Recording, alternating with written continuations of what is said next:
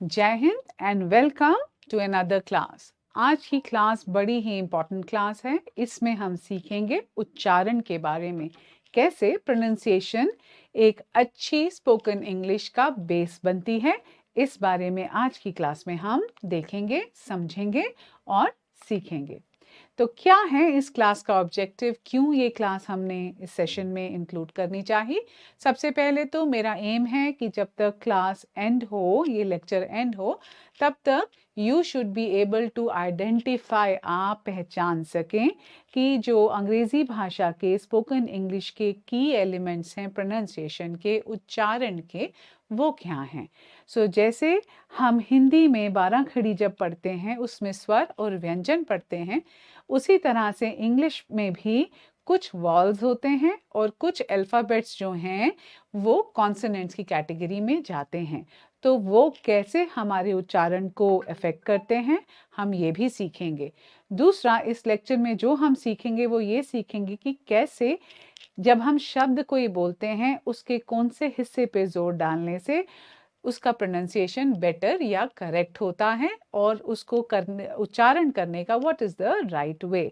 और उसके बाद हम मूव ऑन करेंगे इंटोनेशन पर। इंटोनेशन सुनने में बहुत बड़ा वर्ड लगता है, लेकिन उसका जो मतलब है बहुत ही सादा है, बहुत ही सिंपल है। जब हम इंटोनेशन पे पहुंचेंगे इसके बारे में भी आगे समझेंगे। तो क्या है अच्छी प्रोनाउंसिएशन, क्यों ज़रूरी है? ये कोई ऐसी बात नहीं जो किसी से छुपी हुई हो। अच्छी प्रोनाउंसिएशन हमारे लिए एक ज़रिए का काम करती है, ताकि जब हम दूसरे किसी आदमी से बात करें, कम्युनिकेट करें, तो जो हम वर्ड्स बोल रहे हैं अगर उनका उच्चारण सही है तो सामने वाले तक बात सही तरीके से पहुंचेगी। और क्या होगा अगर हमारा उच्चारण गड़बड़ है या ठीक नहीं है, तो बहुत बड़ा एक चांस हो जाता है मिसअंडरस्टैंडिंग क्रिएट होने का। तो अच्छी जो प्रोनाउंसिएशन है वो आपकी बात आपको हेल्प करती है कॉन्फिडेंटली दूसरे इंसान तक पहुंचाने के लिए, इफेक्टिवली दूसरे इंसान को समझाने के लिए कि आप क्या कहना चाहते हैं, एंड अल्टीमेटली आपको हेल्प करती है एक अच्छा स्पीकर बनने में। चलिए अब हम मूव ऑन करते हैं वॉल्स पे। वॉल्स क्या होते हैं? जैसे आपकी हिंदी भाषा में मात्राएं होती हैं, स्वर होते हैं, उसी तरह से अंग्रेजी में, स्पोकन इंग्लिश या अंग्रेजी भाषा एज अ होल में कुछ ऐसे अल्फ़ाबेट्स हैं जो बहुत ही इम्पॉर्टेंट रोल प्ले करते हैं, जैसे हमारी मात्राएं करती हैं हिंदी में। तो उसी तरह से ये वॉल्स हैं जो शब्दों में आगे पीछे जहाँ भी इनकी प्रेजेंस होती है उसके हिसाब से वर्ण के साथ या कॉन्सोनेंट के साथ मिलके उसके उच्चारण को अफेक्ट करते हैं। तो क्या है? 5 हमने ये अपनी क्लासेस में भी पढ़ा है। ज़्यादातर आप लोग जो हैं वो हाई स्कूल पास कर चुके हैं, ज़्यादातर बच्चे कॉलेज या हाई स्कूल लेवल पर हैं, और पिछली क्लासों में हम पढ़ के आए हैं कि अंग्रेज़ी में 5 वॉल्स होते हैं। आज उसके बारे में क्विकली एक बारी समझेंगे। तो ये कौन से 5 वॉल्स हैं? ये मेजरली हैं ए, ई, आई, ओ एंड यू। ये 5 वॉल्स हैं। कभी कभी वाई भी एक ऐसा अल्फ़ाबेट है जो इस कैटेगरी में इंक्लूड किया जाता है, लेकिन इसको अभी हम थोड़ी देर के लिए अलग रखते हैं और इन्हीं 5 वॉल्स पे आज फोकस करते हैं। तो ये क्या है? ये ऐसे हैं वॉल्स जिनकी जो आवाज़ है ये 2 तरह के साउंड्स हमें देते हैं। जैसे हर अल्फ़ाबेट का एक पक्का साउंड होता है, जैसे ब, बी सेज प, सी सेज क।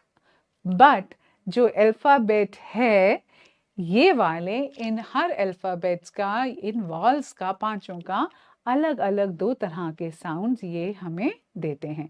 तो आइए मेरे साथ एक बार इनके प्रोनाउंसिएशन करेंगे और साथ में बोलेंगे। चलिए, ए, ई, आई, ओ, you. A, E, I, O, you. चलिए, अब ए का जो उच्चारण है, जैसे हम एप्पल बोलते हैं ए, तो उस तरह से ध्यान रखते हुए मेरे साथ इन शब्दों को बोलने की कोशिश करेंगे। जब हम ए बोलेंगे, इसका आवाज निकालेंगे इन शब्दों में, तो किस तरह की आवाज निकलेगी? ए। सो एप्पल यानी सेब। देन नेक्स्ट शब्द है कैट, कै, ए, तो यानी वॉवल ए लग रहा है। सो ये क्या है? ये है इस वॉल की शॉर्ट साउंड। तो मैंने आपको शुरू में बताया कि जो वॉल्स हैं वो दो तरह के साउंड्स देते हैं। एक होती है शॉर्ट वॉल साउंड, ये होती है एक स्पेशल आवाज़ जो उस वॉल ने हमें प्रदान की होती है, और जो लॉन्ग वॉल साउंड है वो हम अब आगे समझेंगे। पहले करते हैं शॉर्ट वॉल साउंड्स। सो चलिए, अगला जो वॉल आता है लिस्ट में वो है ई। E for elephant. अब इसकी आवाज कैसे निकलेगी? इसकी आवाज निकलेगी ए, ए, ए, ए, ए, ए, ए, जैसे कि एग, एग, एग। सो चलिए इसके वर्ड्स को पढ़ते हैं। एग, बेड, ए, ब, ए, बेड। इस तरह से जो ई की आवाज है ये बहुत ही छोटी है। This is called the short wall sound. एह, एह, बह, एह, ग, एग। इस तरह से जो आवाज निकलती है ये है हमारी शॉर्ट वॉल साउंड। अब हम मूव करते हैं नेक्स्ट वॉल पे जो है आई। आई की क्या आवाज होती है? जो शॉर्ट वॉल साउंड होती है, जो शॉर्ट साउंड जो आई हमें देता है वो होती है ई। जैसे कि इंक में ई, इंक। देन सिट, स, इट, स, इट, स, इट। सो इस तरह से ये वॉल साउंड हमें ध्यान में रखनी है जब भी हम आई का उच्चारण शब्दों में करते हैं। नेक्स्ट, ये हमेशा जो भी शॉर्ट वॉल साउंड्स हैं ये छोटी होती हैं और ये जल्दी बोली जाती हैं। ठीक है, चलिए आगे चलते हैं। ओ, ओ यानी ये अगेन एक वॉल है जो एक लॉन्ग साउंड देता है और एक शॉर्ट साउंड देता है। क्योंकि अभी हम शॉर्ट साउंड्स कर रहे हैं तो पहले शॉर्ट साउंड सुनते हैं इस वॉवल की और उसे समझते हैं कि ये क्या वॉल साउंड है। सो ओ सेज ओ, ओ, ओ। देखिए आवाज छोटी है और बहुत जल्दी बोली जा रही है। O, orange, orange, O, O, orange. Next, dog, og, dog, dog. So इस तरह से ये आवाज देखिए, ओ, ऑरेंज, ओ, ओ।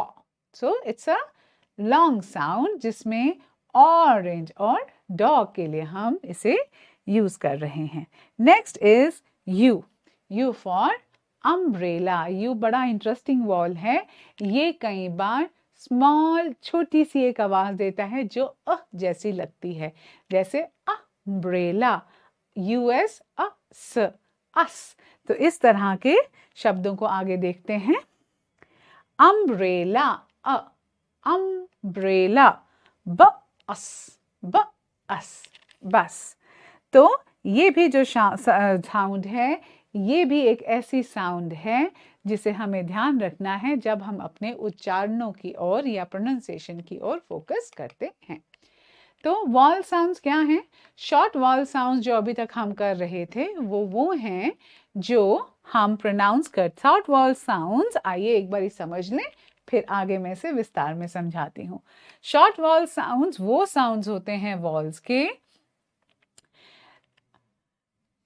जो वॉल्स बनवाते हैं, आवाज जो हमें सुनती है लेकिन वो वॉल का एक्चुअल नेम नहीं होती। जैसे बी का ब ही साउंड आएगा, लेकिन ए कई बार जब हम उसको ए की जगह ए की तरह यूज करेंगे तो वो शॉर्ट वॉल साउंड होती है। यानी जो भी साउंड जो वॉल देखने में, दिखने में या लिखने में हमें दिखती है वो ना होकर के जो उसकी दूसरी भिन्न आवाज है वो हमारी शॉर्ट वॉल साउंड कहलाती है। जैसे ए, एट, कैट, रैट, रैट। तो यहाँ पर वॉल ए यूज तो हो रहा है लेकिन उसकी आवाज ए नहीं है, उसकी आवाज है ए। सो इस तरह से हम इस बात को समझेंगे और इस बात को आगे तक अपने साथ हमेशा संजो के चलेंगे। अब हम आते हैं लॉन्ग वॉल साउंड्स पे। लॉन्ग वॉल साउंड्स वो होती हैं, यानी जो दिखता है वही है लॉन्ग वॉवल साउंड। अगर वॉवल ए है तो उसकी जो लॉन्ग वॉवल साउंड होगी वो होगी ए। जैसे क एक, केक, म एक, make.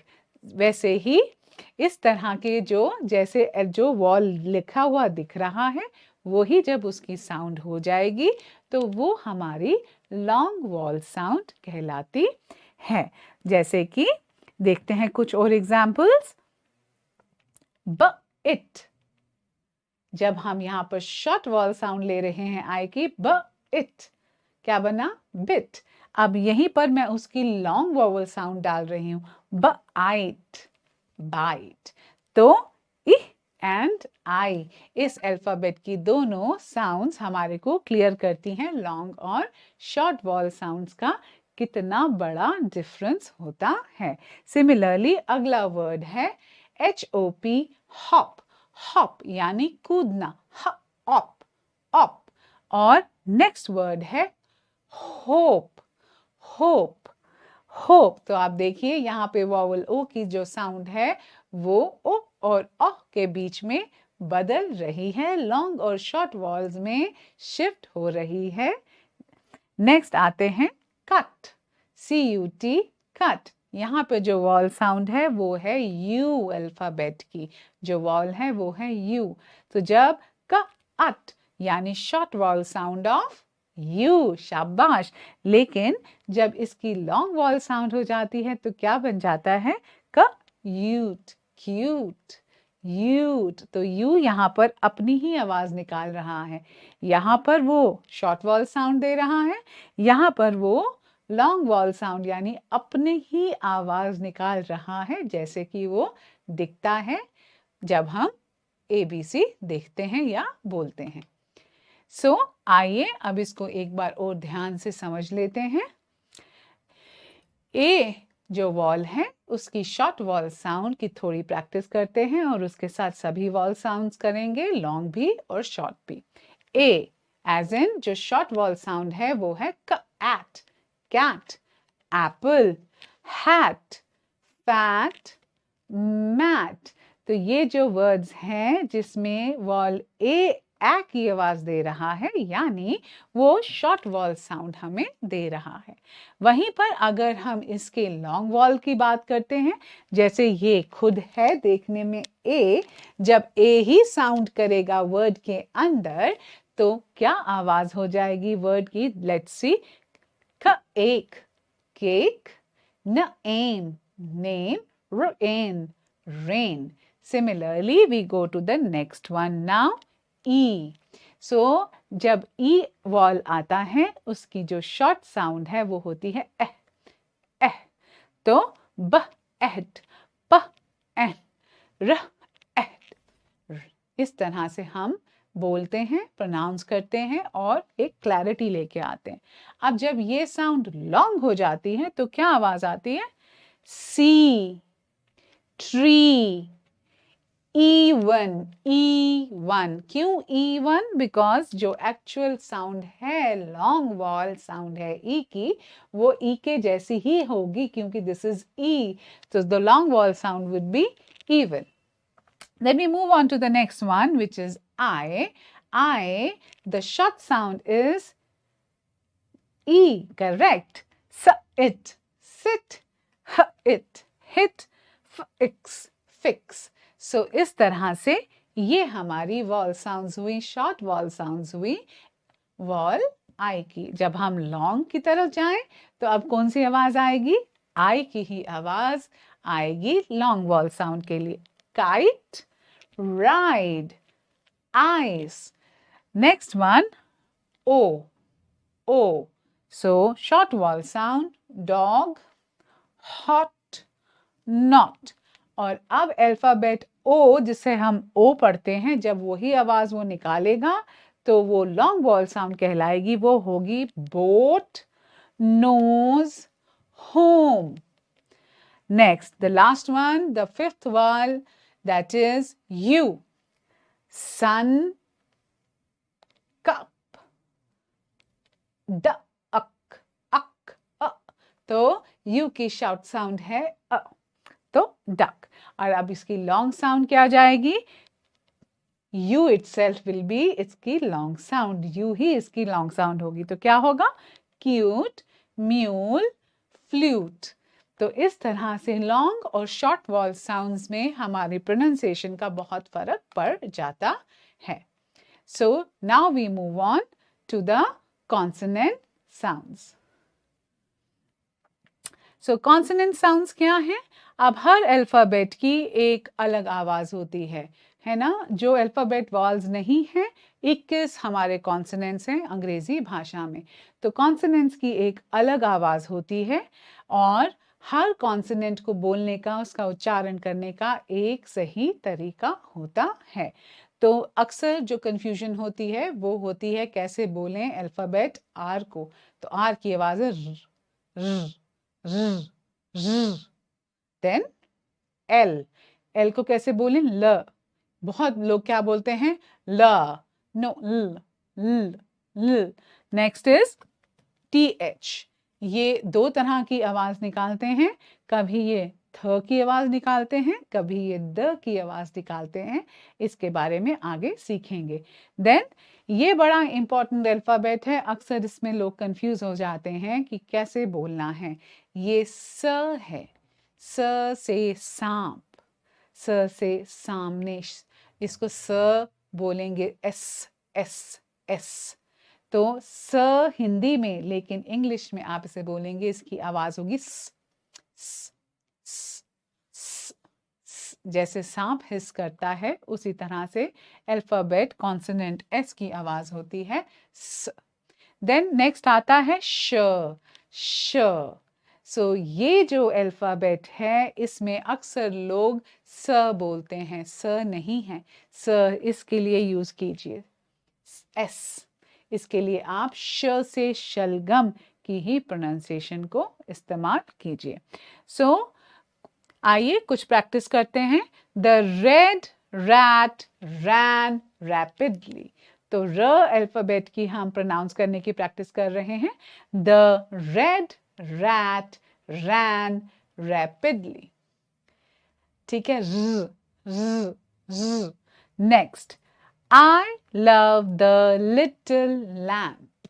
I love the little lamp. इसमें हमने क्लैरिटी लाने की कोशिश करी हमारे उच्चारण में, किस वर्ण के, किस कॉन्सोनेंट के? कॉन्सोनेंट एल के। Love, little, lamp. सो अब हम आते हैं टीएच साउंड पे। सो कभी कभी टीएच हमारे लिए आवाज देता है थ की। ओके, जैसे कि हम बोलते हैं थिंक, थिन यानी पतला।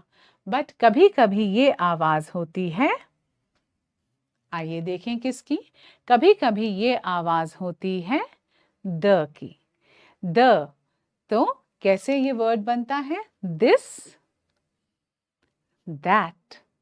तो आइए इन उच्चारणों को अब सही करते हैं और आगे बढ़ते हैं। चलिए मेरे साथ इसको प्रैक्टिस करेंगे, इसको रीड करेंगे सब। Think of this thing. फिर से करते हैं। Think of this thing. तो यहाँ पर जो प्रोनाउंसिएशन है वो थ और द के बीच में चेंज और शफल हो रही है। अब हम मूव करते हैं कॉन्सोनेंट साउंड्स पर। कॉन्सोनेंट साउंड्स जो हैं बड़े ही इंपॉर्टेंट हैं। जैसे हमने पीछे अभी र और ल किया, अब हम करते हैं स, जिसको हिंदी में हम अक्षर स से एसोसिएट करते हैं। इसके एग्जाम्पल्स देखते हैं। सन, बोलिए मेरे साथ प्लीज। सन, सिट, सिंग। फिर से करते हैं। सन, सिट, सिंग। और आइए अब एक सेंटेंस को मिलके पढ़ते हैं, क्योंकि अब तो प्रोनाउंसिएशन समझ थोड़ी सी आने लगी है। The sun is shining. The sun is SH, श। So the sun is shining. अब हम चलते हैं कॉन्सोनेंट साउंड्स पर, हमारी इस स्पेशल आवाज पर, जो है दो शब्दों, दो अल्फाबेट्स के मेल से बना हुआ एक नया साउंड, जिसे हम डायग्राफ कहते हैं कॉम्प्लेक्स हिंदी इंग्लिश में। तो चलिए, इसकी आवाज होती है श, SH यानी श। सो स नहीं, श से शलगम। तो she, SHE, she. Next shop, shop. Then shirt. So इसका उच्चारण, इसकी प्रोनाउंसिएशन SH की बड़ी इंपॉर्टेंट है, दिमाग में रखनी। इसको प्लीज श बोलिए, स नहीं। स की प्रोनाउंसिएशन S के लिए रखिए, श की प्रोनाउंसिएशन SH के लिए रखिए। सो आइए एक साथ मिलके प्रैक्टिस करते हैं। इसे पढ़ना धीमे धीमे पढ़ेंगे ताकि हम क्लियर बोल सकें। ये बहुत ज़रूरी है कि जब भी आप पढ़ने का अभ्यास या प्रोनाउंसिएशन का अभ्यास करें, धीरे धीरे शुरू करें, क्योंकि अगर आप जल्दी में बोलेंगे, हड़बड़ाहट में बोलेंगे ना, तो आप ठीक से सुन पाएंगे कि आप खुद क्या बोल रहे हैं, और खुद ही नहीं समझ पाएंगे तो उसे रेक्टिफाई करना मुश्किल है। सो आइए मेरे साथ पढ़िए। She sells, she sells, she sells seashells, she sells seashells। तो ये एक टंग ट्विस्टर है। ये एक ऐसा वर्ड की स्ट्रिंग है जिसमें आपको श और स दोनों ही आवाजों को ऑलमोस्ट साथ साथ बोलना है। इसीलिए इसका अभ्यास जितना बोलने में आप करेंगे, उतनी ज्यादा प्रोनाउंसिएशन में क्लैरिटी आती जाएगी। आइए कुछ और प्रैक्टिस करते हैं। राइट, लाइट, राइट, लाइट, ल, र, ल। Think, sink, think, sink. Next पढ़िए मेरे साथ। Ship, ship, ship. और ये क्या है? SIP, SIP. शिप यानी जहाज, सिप यानी किसी चीज को छोटे छोटे घूंट में पीना। अब हम आते हैं नेक्स्ट एस्पेक्ट पे प्रोनाउंसिएशन के, जो बहुत ही इंपॉर्टेंट है, और इसकी सूझबूझ हमारी बातचीत की भाषा को बहुत ही बेहतरीन बना सकती है। ये है सिलेबल स्ट्रेस। अब क्या होता है, अंग्रेजी भाषा के जो वर्ड्स हैं वो वॉवल्स और कॉन्सोनेंट्स को आपस में मिलने से बने हैं। तो किन्हीं शब्दों में आपको सिंगल सिलेबल मिलेगा जहां पर वॉवल स्ट्रेस एक ही जगह आ रहा है, जैसे कैट। और कुछ ऐसे वर्ड्स हैं जिसमें आपको 2 सिलेबल्स, 4 सिलेबल्स तक भी वॉवल स्ट्रेस देखने को मिलता है, जैसे teacher, teacher. Next interesting, interesting. तो इस तरह से जो सिलेबल स्ट्रेस है वो वॉवल्स और कॉन्सोनेंट्स के आसपास रिवॉल्व करता है, उन दोनों को मिलके बनता है और प्रोनाउंसिएशन का एक इम्पॉर्टेंट एस्पेक्ट होता है। अब हम जाते हैं स्ट्रेस होता क्या है। ये वो वाला स्ट्रेस नहीं है जो आता है अंग्रेजी भाषा ना आने से या कोई चीज़ समझ ना आने से। ये इंग्लिश भाषा का, स्पोकन इंग्लिश का एक वर्ड है स्ट्रेस, जो हम दर्शाने के लिए या ये बात समझाने के लिए यूज़ करते हैं, प्रेशर। स्ट्रेस यानी प्रेशर, दिमाग पे बहुत स्ट्रेस है, प्रेशर है, तो ये दिमाग से हटाइए और करेक्ट वर्ड में डालिए और सही सिलेबल पे डालिए, ताकि आपकी जो प्रोनाउंसिएशन है वो सही लगे, उच्चारण जो है वो सही लगे। अब क्या होता है, प्रेशर में हम चीखते हैं, चिल्लाते हैं कई बार और बहुत जोर लगा के बोलते हैं। तो सेम थिंग क्या है, जब हम शब्दों में सब्जेक्ट आते हैं, वर्ड स्ट्रेस के ऊपर आते हैं, तो जिन भी पोर्शन में सिलेबल के अगर हम ज़्यादा ऊंचा बोलते हैं उसको, या उसको थोड़ा लंबा खींच के बोलते हैं, या थोड़ी ज़्यादा फोर्स या एम्फसिस लगा करके बोलते हैं, ज़्यादा जोर दे के बोलते हैं, उस हिसाब से सेम दिखने वाले शब्दों का मतलब भी बदल जाता है। जैसे देखते हैं, ये बहुत ही अच्छा और आइकॉनिक एग्जाम्पल है वर्ड स्ट्रेस का। आइए देखें ये क्या है। प्रेजेंट, प्रेजेंट, प्रेजेंट अंग्रेजी भाषा में एक ऐसा वर्ड है जिसके एक से ज्यादा मीनिंग होते हैं। तो अगर इस वर्ड को हम सही तरीके से नहीं बोलेंगे तो ये मिसअंडरस्टैंडिंग क्रिएट कर सकता है और मैं इसका दूसरा मतलब भी समझ सकती हूँ। तो इसीलिए क्योंकि वर्ड को जिस तरह से हम सिलेबल स्ट्रेस उस पे करेंगे, वर्ड का मीनिंग उस हिसाब से चेंज हो जाता है। इसलिए इस बात को समझना और इसकी प्रैक्टिस करना हमारे लिए बहुत ही मैंडेटरी यानी ज़रूरी हो जाता है। तो देखिए, प्रेजेंट, प्रेजेंट, प्रेजेंट यहाँ पर एक नाउन है। ये नाउन, ये वर्ब्स, ये अलग अलग पार्ट ऑफ स्पीच हैं जो हम नेक्स्ट लेवल्स पे कवर करेंगे। तो अभी के लिए हम शब्द की सिर्फ प्रोनाउंसिएशन और वर्ड स्ट्रेस को लेकर के चलते हैं, सिलेबल स्ट्रेस को लेकर के चलते हैं आगे। प्रेजेंट यानी एक तोहफा, एक गिफ्ट जो आप अपने फ्रेंड्स को देते हैं या वो आपको देते हैं। तो इसको बोलने का सही तरीका क्या है? अगर हम ये स्पेलिंग PRESENT प्रेजेंट यूज करते हैं तोहफे के लिए, गिफ्ट के लिए, तो हमारा प्रोनाउंसिएशन का तरीका क्या होगा? आप अगर बोर्ड को ध्यान से देखेंगे, स्लाइड को, तो आप देखेंगे यहाँ पर इसको समझाने के लिए मैंने पहले के 3 अक्षर जो हैं उन्हें कैपिटल किया है। क्यों कैपिटल किया है? ताकि आप समझ पाएं कि इन पे हमें ज़्यादा सिलेबल स्ट्रेस देना है हमारी प्रोनाउंसिएशन को इन्हांस करने के लिए। अगर हम गिफ्ट की बात कर रहे हैं तो हम इसको कैसे बोलेंगे? Present, present.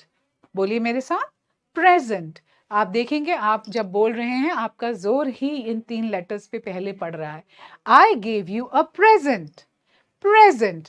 तो प्रेजेंट यानी गिफ्ट। पर अगर इसी वर्ड के आखिर वाले 4 अल्फाबेट्स पे मैं जोर देती हूँ और पहले वाले 3 को मैं थोड़ी कम एम्फसाइज करके बोलती हूँ तो उसका मतलब बन जाता है वर्तमान, present situation, present, sent, SENT, present, present.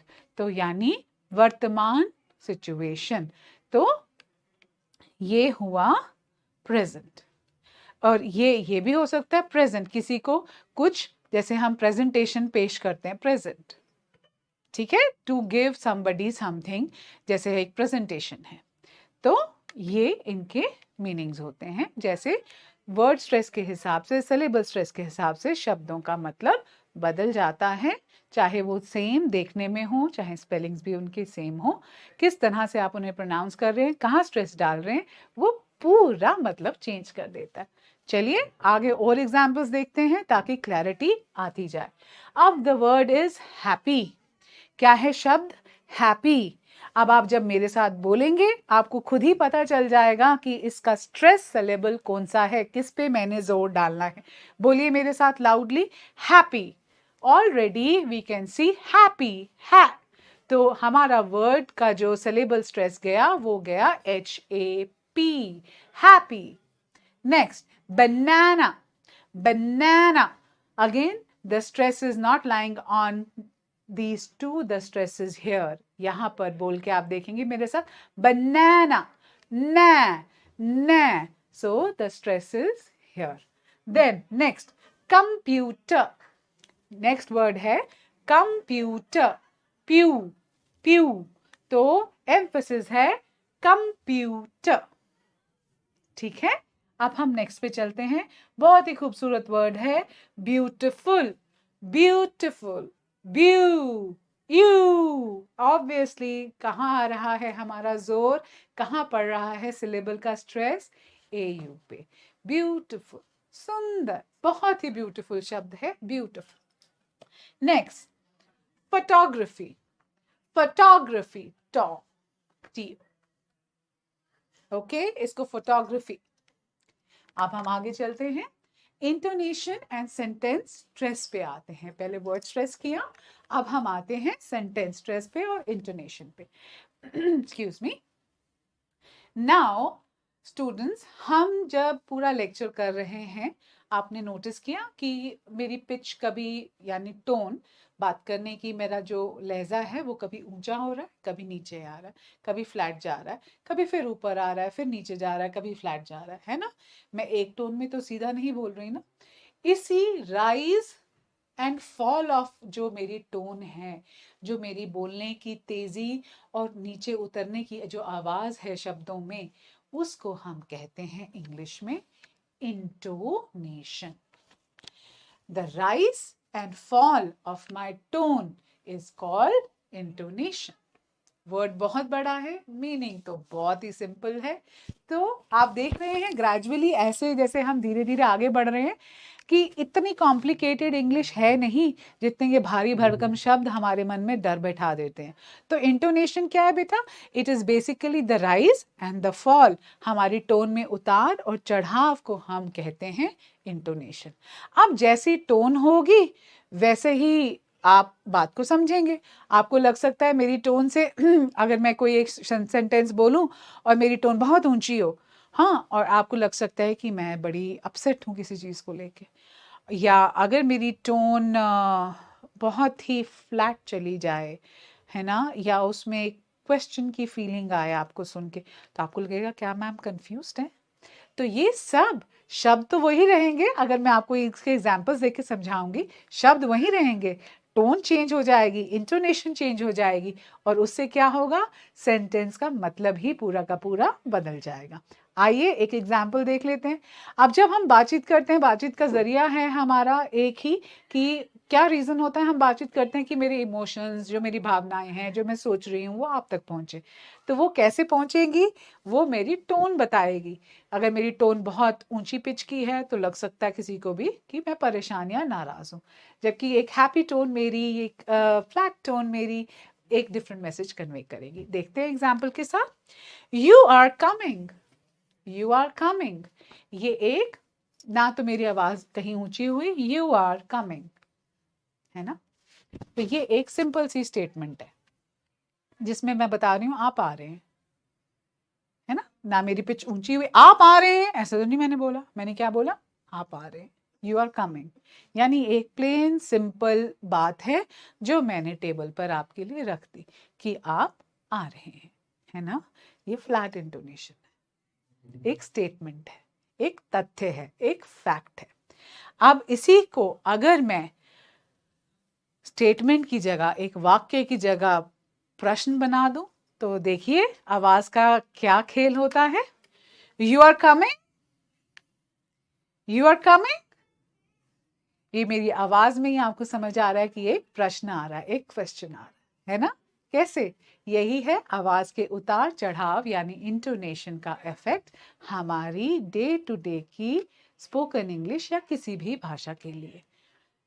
आइए अब हम आगे चलते हैं. अब क्या टाइप्स हैं इंटोनेशन के, क्या पैटर्न्स होते हैं, अलग अलग तरह की इंटोनेशंस हैं. वैसे तो काफी तरह की इंटोनेशंस हैं, पर हम ब्रॉडली शुरू में 3 या 2 या 3 ही अभी समझेंगे. सो सबसे पहले आती है फॉलिंग इंटोनेशन. फॉलिंग इंटोनेशन क्या होती है कि मैं सेंटेंस शुरू तो करती हूँ, उसके बाद आवाज ऊंची जाती है, फिर वो आवाज नीचे आ जाती है, फॉल कर जाती है. इस तरह की इंटोनेशन हम किसके लिए यूज करते हैं? ज्यादातर जब मैंने कोई फैक्ट बताना हो, कोई तथ्य बताना हो. Sun rises in the east. East पे आते आते मेरी आवाज, है ना. Next commands. जैसे हमारी क्लास में टीचर आई, everyone sit down, everyone sit down. तो आवाज का ग्राफ कैसे गया? Everyone sit down. Yes. So ये क्या हुआ? ये एक इंस्ट्रक्शन या एक कमांड है. और ये इंटोनेशन इसलिए भी यूज होती है जहां पर भी हम क्वेश्चंस पूछते हैं, WH वर्ड्स यानी क्वेश्चन वर्ड्स पूछते हैं. Where are you going? What are you doing? What are you doing? देखिए आवाज, what are you doing? Where are you going? So these questions, WH questions के लिए भी हम यूजुअली फॉलिंग इंटोनेशंस का, फॉलिंग टोन का यूज इफेक्टिवली कर सकते हैं. नेक्स्ट आती है राइजिंग इंटोनेशन. बिल्कुल फॉलिंग इंटोनेशन के ऑपोजिट. इसमें क्या होगा? जो स्पीकर है, जो आप और मैं हैं, अगर हम बात कर रहे हैं, हमारी आवाज लो पिच से ऊपर की तरफ खत्म होगी. ऑलराइट. कैसे? राइजिंग इंटोनेशन में कैसे होगा? इसमें होगा, हम इसको कहाँ कहाँ यूज करेंगे? इसको हम यूज करेंगे यस एंड नो क्वेश्चंस में, और कभी कभी सरप्राइज या डाउट दिखाने के लिए. हाँ, जैसे इसका एग्जाम्पल देखते हैं. एक्सक्यूज मी, इसका एग्जाम्पल देखते हैं बच्चे. Are you ready? Are you ready? So what is this? इसका आंसर या तो हो सकता है यस या हो सकता है नो। और इसको मैं सरप्राइज के उसमें भी पूछ सकती हूँ, कैसे? Are you ready? यस। तो ये क्या हुआ? ये ऊपर की ओर जाकर के मेरी आवाज खत्म हुई। Are you ready? यस। आप समझ पा रहे हैं? Are you ready? मेरी आवाज कहाँ गई? Into rising intonation. और कभी किसी की देख करके बहुत सरप्राइज हो जाए, रियली रियली, तो रियली आवाज अगेन ऊपर जा रही है। ये है हमारे इंटोनेशंस के पैटर्न्स, जिनको अगर हम प्रॉपर्ली यूज करें, आप सोचिए एक फ्लैट रियली ऐसे बोलने से अच्छा रियली कितना ज्यादा वैल्यू आप अपने सेंटेंस में ऐड कर रहे हैं सिर्फ एक टोन के साथ। नाउ अब हम आते हैं अनदर इंपॉर्टेंट एस्पेक्ट, यानी सेंटेंस स्ट्रेस के पास। सेंटेंस स्ट्रेस का सिंपल मीनिंग होता है, जैसे वर्ड स्ट्रेस में हम अल्फाबेट्स को एम्फसाइज कर रहे थे, उन पे जोर डाल रहे थे, वैसे ही बहुत सारे वर्ड्स को इकट्ठा मिलाकर के हमारा सेंटेंस बनता है ना। तो अब वाक्य के जो इम्पॉर्टेंट शब्द हैं, जिनके ऊपर हमने ज्यादा एम्फसिस यानी जोर डालना है, उनसे वाक्य का मतलब बदल जाता है। यही है सेंटेंस स्ट्रेस, कि हम सेंटेंस में से कौन से वर्ड्स हैं जिनके ऊपर स्ट्रेस डालें, ज़्यादा जोर डाल के उनको बोलें, उनको ज़्यादा इम्पोर्टेंस दे के बोलें, तो हमारी जो भाषा है उसका जो मीनिंग है वो अच्छे से दूसरे को कन्वे हो सकता है। So what is this? Sentence stress means emphasising यानी putting importance on some words in a sentence, जिनसे उनका मीनिंग और फोकस ही चेंज हो जाता है। इन इंग्लिश कंटेंट वर्ड्स, जो कंटेंट वर्ड्स हैं जिन पे हमें फोकस डालना है, वो कौन से वर्ड्स होते हैं? वो या तो नाउन्स होते हैं, या हमारे मेन वर्ब्स होते हैं कि क्या काम हो रहा है, या एडजेक्टिव्स होते हैं, या एडवर्ब्स होते हैं। ये जैसे हम एग्जाम्पल्स करेंगे, घबराइए नहीं, हम स्टेप बाय स्टेप जाएंगे और समझेंगे। इन्हीं पे हम ज़्यादा फोकस करते हैं। और जैसे जो वर्ड्स हैं, कंजंक्शंस हैं, आर्टिकल्स हैं, प्रेपोजिशंस हैं, जैसे इन एंड आउट है ना, एट है, इनके ऊपर हम ज़्यादा जोर नहीं डालते। तो यूजुअली कंटेंट वर्ड्स हैं हमारे, जो इम्पॉर्टेंट वर्ड्स होते हैं सेंटेंस में, उन्हीं पे जोर डालिए और अपने सेंटेंस को इफेक्टिव बनाइए। नाउ इसके कुछ एग्जाम्पल कर लेते हैं, जल्दी से समझ लेते हैं, और नहीं समझ आए तो दोबारा से रिविजिट करते हैं। चलिए, I didn't say he stole the money. I didn't say he stole the money. तो यहां पर स्ट्रेस किस पे जा रहा है? ही पे। ही। तो मेरे सेंटेंस का क्या मतलब है कि मैंने नहीं कहा कि उसने पैसे चुराए। ये मतलब बना है सेंटेंस का। I didn't say he stole the money. अब यही सेंटेंस को अगर मैं ही की जगह स्टोल पे एम्फसाइज करूं, तो आप देखिए इसका कैसे मतलब बदल जाता है। I didn't say he stole the money. मैंने तो नहीं बोला कि उसने पैसे चुराए, हो सकता है उसने पैसे बोरो किए हों, है ना। तो आप देख रहे हैं यहां पर सिर्फ मैंने यहां पर ही पे एम्फसाइज किया, और यहां पर मैंने अगले शब्द स्टोल पे एम्फसाइज करके आपको बताया कि कैसे एक वर्ड की हेरा फेरी से उसके ऊपर सेंटेंस की कितनी कंस्ट्रक्शन और उसकी इफेक्टिवनेस, उसकी कम्युनिकेशन का कितना हमारे ऊपर फर्क पड़ सकता है। देन अब हम कुछ प्रैक्टिस एक्सरसाइजेस करेंगे इंटोनेशंस और स्ट्रेस के साथ, और आप ये मेरे साथ बोलेंगे, साथ साथ रीड करने की कोशिश करेंगे। और आपको कोई नहीं है जज करने के लिए, तो बिल्कुल शर्माना नहीं है, बिल्कुल झिझकना नहीं है। अपने कंफर्ट जोन में बैठ के मेरे साथ प्रैक्टिस करिए। चलिए, she is going to the market. इसको हमने कैसे बोलना है? फॉलिंग इंटोनेशन से, यानी आवाज ऊंचे से शुरू करके नीचे लाना है। She is going to the market. She is going to the market. दोबारा करिए, she is going to the market. अपने आप अपनी आवाज के साथ आप फील कर सकते हैं उतार चढ़ाव, नहीं फील कर सकते तो इस तरह से आवाज के साथ अपने हाथ को मूव करिए, आपको समझ आएगी। Next, are you coming with me. Again ये येस और नो क्वेश्चन है, तो इसमें क्या होगा? राइजिंग इंटोनेशन रहेगी। Are you coming with me? Are you coming with me? So it's a rising intonation.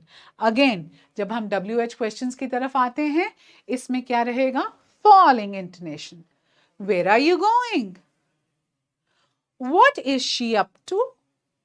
तो मैंने शुरू तो ऊपर की आवाज से किया, हायर पिच से किया, लेकिन धीरे धीरे जब तक सेंटेंस खत्म हुआ, प्रश्न खत्म हुआ, मेरी आवाज भी नीचे आ गई। नाउ अब आज का होमवर्क, आज का आपका होमवर्क है, ये कुछ टंग ट्विस्टर्स हैं जो आप लोग मेरे साथ अभी रीड करेंगे और उसके बाद घर में शीशे के सामने खड़े होकर के इनको बार बार बोल के अपनी प्रोनाउंसिएशन में क्लैरिटी लाने की कोशिश करेंगे। चलिए अब हम साथ साथ पढ़ते हैं। She sells sea shells by the sea shore. Red lorry, yellow lorry. Next, Peter Piper picked a peck of pickled peppers.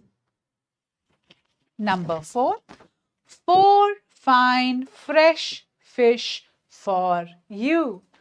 है ना interesting? Next, I saw a kitten eating chicken in the kitchen. So ये कुछ टंग twisters हैं जो आप आज और आने वाले दिनों में भी रोज बोलिए, बार बार बोलिए और अपने आप फील करेंगे आप 10 दिन 12 दिन की प्रैक्टिस में कि कितनी क्लियर आपकी प्रोनाउंसिएशन पहले के मुकाबले में हो रही है। बट इसके लिए एक ही तरीका है, इफ़ेक्टिव एक ही बात है जो आपको गांठ बांध लेनी है और जिसको ज़रूर फॉलो करना है कि practice practice and practice. Practice से घबराना नहीं है। अगर आप प्रैक्टिस नहीं करेंगे तो इतना एफर्ट जो आप कर रहे हैं इस कोर्स को अटेंड करके अपने आप को बेटर बनाने में, वो कहीं ना कहीं आपको उतना फ्रूटफुल रिजल्ट नहीं दे पाएगा। So be genuine with yourself. So again मैं ख़त्म करने से पहले आपको दोबारा यही बात बोलूँगी, keep practicing students and for sure आपकी रेगुलर प्रैक्टिस और हमारे रेगुलर एफर्ट के साथ हम और आप मिलके डेफिनेटली ग्रेट इम्प्रूवमेंट्स और अचीवमेंट्स देखेंगे। जय हिंद एंड थैंक यू।